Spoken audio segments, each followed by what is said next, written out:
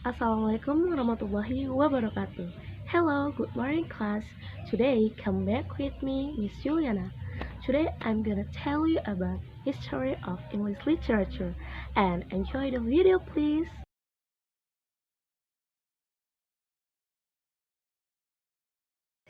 Here, there are some era. The first one is Old English or ancient section. It's from 450 until 1066. And the second one is medieval era. This is from 1066 until 1500. The third one is Renaissance era. This is from 1500 until 1660. And the last one is Revolution and Restoration era. This is from 1660 until 1785. And let's begin from the first era. The first era is Old English or Anglo-Saxon era. Short explanation about Old English or Anglo-Saxon era. Anglo-Saxon was the period that started from 450 until 1066. According to S.T.P. the Venerable, the Anglo-Saxons were the descendants of three different Germanic people. The first one, the Angels, the second one is Saxons, and the third is Jutes. The Anglo-Saxons was in the early Middle Ages, standing from the 5th to the 11th centuries, from the end of Roman Britain to the Norman conquest of 1066. It consists of Anglo-Saxon kingdom to 927 when united by the Kingdom of England by King Elstan. The region became part of the Northern Sea Empire of Knut the Great, a personal union between England, Denmark, and Norway. In the 11th century, the Anglo-Saxons belonged to the Germanic language peoples that migrated to the southern part of the island from the European continent and the cultures of their descendants. And next is characteristic of the era. The first one is these tribes were fearless, adventurous, and brave. The second one is scopes are highly respected members of society. The third one is juxtaposition of church and pagan rules. And the last one is strong belief in faith. Here there are some characteristics of literary work at that time. The first one is heroic poems, which is one of the earliest surviving Anglo-Saxon poems. The second one is religious poems, ecclesiastical history of English people written by Bede. The third one is love poems. And the next one is Anglo-Saxon chronicle. And then riddles, and the last one is Anglo-Saxon sermons. The work, written in characteristic Old English verse style, has artistic maturity and unity. It uses alliteration or words beginning with the same sound, kennings, or metaphorical descriptive phrases or compound words, and eternal rhyme, or a word within a line rhyming with a word at the end of the line. Next is the famous author and a masterpiece work at this era. Beowulf is an old English epic poem consisting of 3,182 alliterative long lines. It is possibly the oldest surviving long poem in Old English and is commonly cited as one of the most important works of Old English literature. It was written in England sometime between the 8th and 11th century. The author was anonymous Anglo-Saxon poet, referred to by scholars as the Beowulf poet. The poem is set in Scandinavia. Beowulf was a narrative poem that tells about a hero of the Geats come to the aid of Hrothgar, the king of Tennis, whose mead-hall in Heorot has been under attack by a monster known as Drendel. The second is medieval era. This is short explanation about this era. Medieval era was the period of European history between the fall of the Roman Empire and the beginning of referred of the Renaissance, are sometimes referred to as the Dark Ages. And next is characteristic of the era. The first one is Druid era. Middle Age is a Druid period. It is recognized as the most Druid period, next to Old Age, in a total lifespan, because middle-aged people are greatly concerned about their mental and physical deterioration accompanied by the caution of the productive life. The second one is time of transition. Middle age is a time of transition. It is the time when men undergo a change in virility and a woman a change in fertility. Furthermore, they often feel sandwiched between the needs of adolescent children and aging parents. Another crisis they face is trying to deal with death, especially death of a spouse. The third one is time of stress. Middle age is a time of stress, radical adjustment to change rule and patterns of life, done to disrupt the individual's physical and psychological homeostasis and lead to a period of stress, a time when a number of major adjustments must be made in the home, business, and social aspect of their lives. And the last one is politics and society, typified by feudalism. And the next is characteristics of the work at this era. The first one is orality.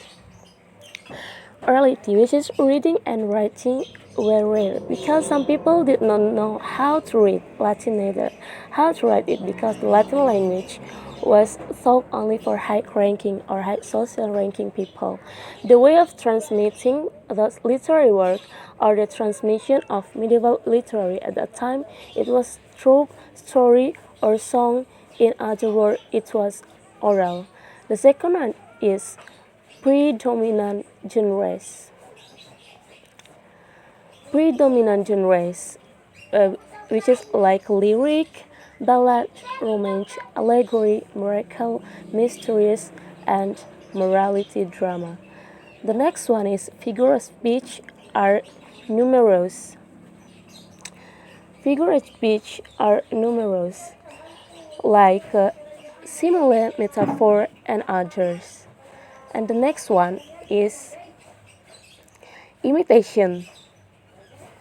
Imitation, which is most of the authors used to imitate authors before them and retell story which is already known. And the last one is anonymity. Anonymity, which is to avoid censorship. Next is the Venus Archer and masterpiece work at this era. Chaucer Gavry. He was the major poet of England in the tail Middle Ages and the most significant writer before Shakespeare.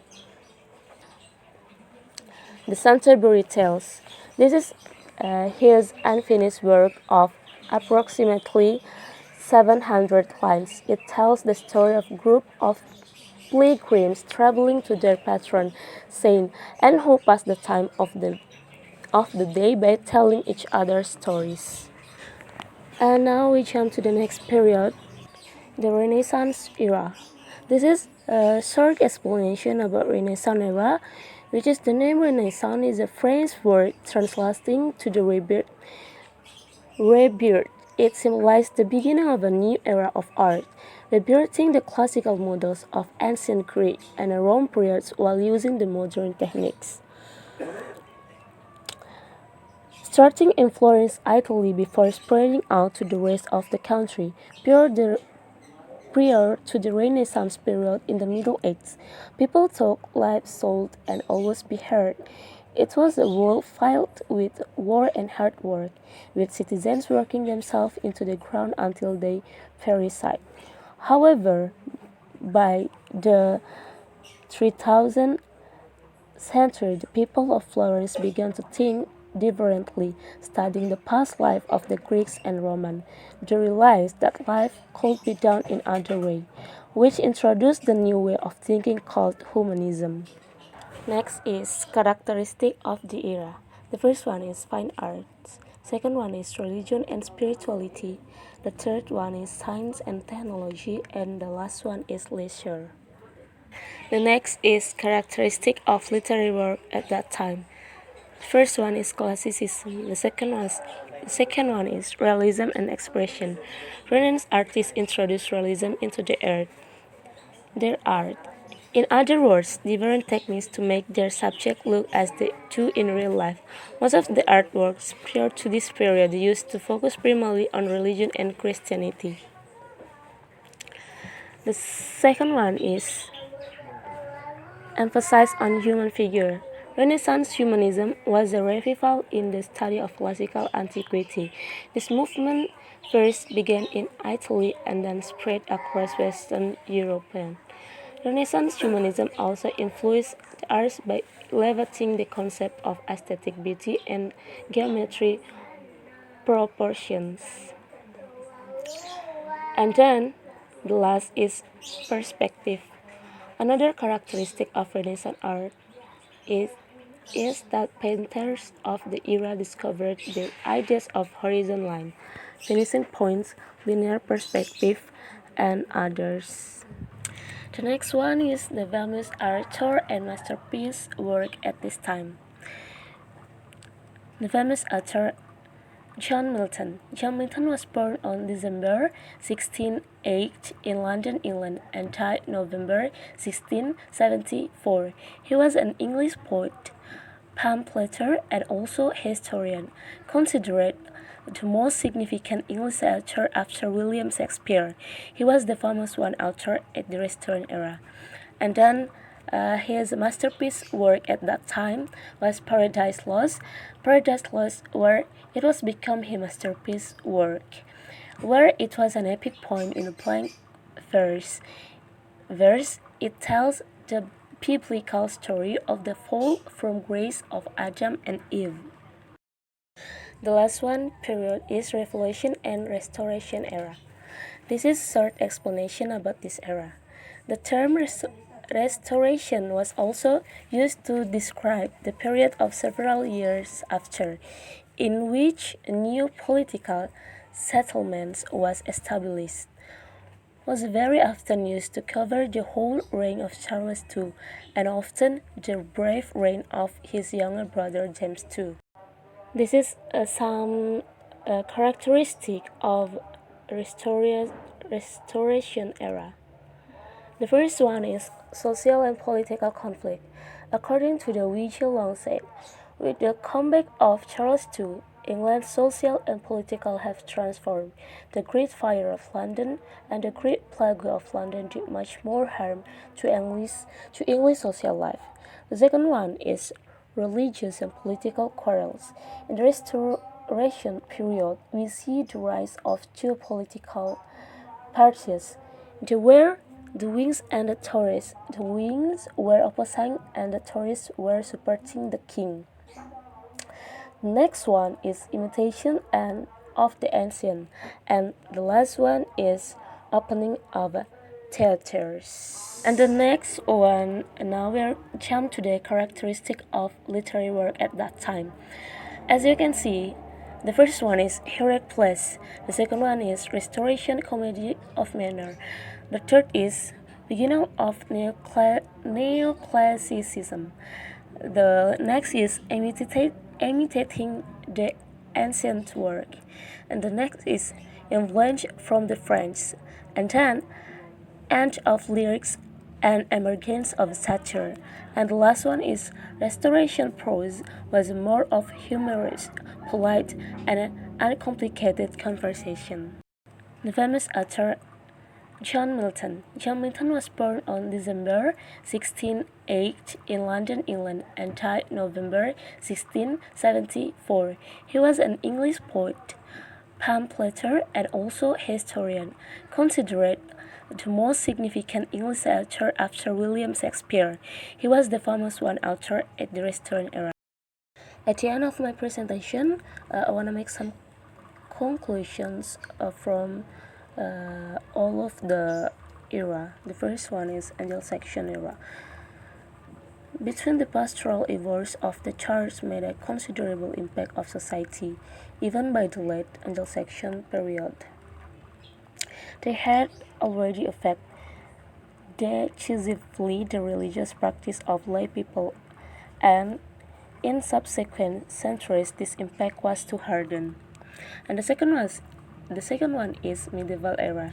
The Middle Ages were dark ages, an age of feudalism, an age of faith, and golden age for different reasons. They were dark ages because of the high rate of literacy and the vicious and savage wars called the Crusades. The third one is Renaissance era. Certainly, the Renaissance was an influential turning point in history. During the rise of science, the printing press was invented. Protestant Reformation, the prices of books and the ideas of people. And the last one is Revolution and Restoration era. During the Restoration period, it fought wars on land and sea, raised revenues, and carried debts, which neither Charles nor James ever contemplated.